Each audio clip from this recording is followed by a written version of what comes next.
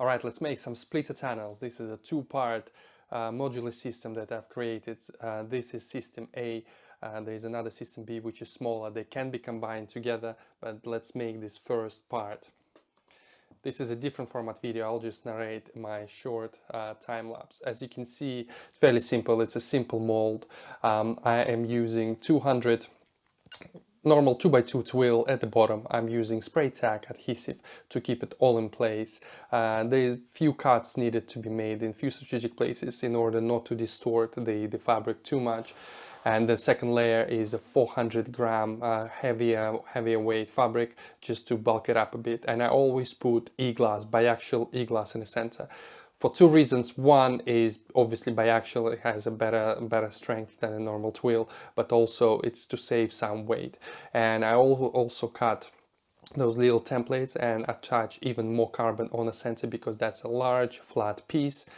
And if you can see, I put strips in the center because this is where the tunnels get cut. So once you pull it out of the mold, it's a one piece, but you have to cut it so you create two tunnels. And I always put extra in the middle just to sort of thicken it up. And then you just clean the perimeter and apply your sealing tape because obviously you need to bag it. The whole thing is vacuum infusion molded. And then you apply peel ply. Peel ply is necessary to get a really nice, smooth, dry carbon finish. And again, as you can see, I'm applying strategic cuts in places just so you don't stretch the fabric. And one really important thing is flow mesh. Flow mesh acts as a distributor of resin. It pulls it from one side to another. It basically just helps it transfer from one side to another, so you infuse the whole part at the correct speed.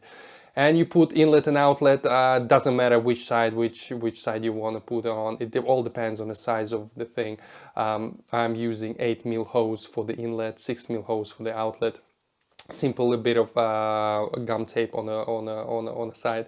And as you can see, there's quite a few large pleats. Pleats are really helpful for making sure that the bag doesn't stretch in places where you don't want it to stretch. You really don't want any bridging. And then you apply vacuum, and as you can see, it really conforms to all the shapes. And I go around with the roller in tight spaces just to compress everything together because you want all the corners really simple. And right now I let it sit for about 10, 15, 20 minutes, whatever time you have. This is a drop test. Basically means if pressure doesn't drop, then you have a really good seal vacuum. And that's it. Now we infuse. I'm using Easy Composites EL2 infusion resin, and I use 50-50 hardener here, hard and slow, just to give me enough time. It's basically about an hour and a half before the resin starts gelling. It's definitely enough time. And I usually slow down the infusion because you want all the fabrics, all the fibers infused really nice. So this infusion probably took about 40-45 minutes, and obviously slows down towards the end. That line I put in is just my cross reference, just to see how fast it moves. I usually time it. And then when it comes all the way to the side, because I have a resin break, which means there is no mesh there, so you slows down the infusion so it lets resin go to all other places. And that's about it. You just clamp your hose and you wait.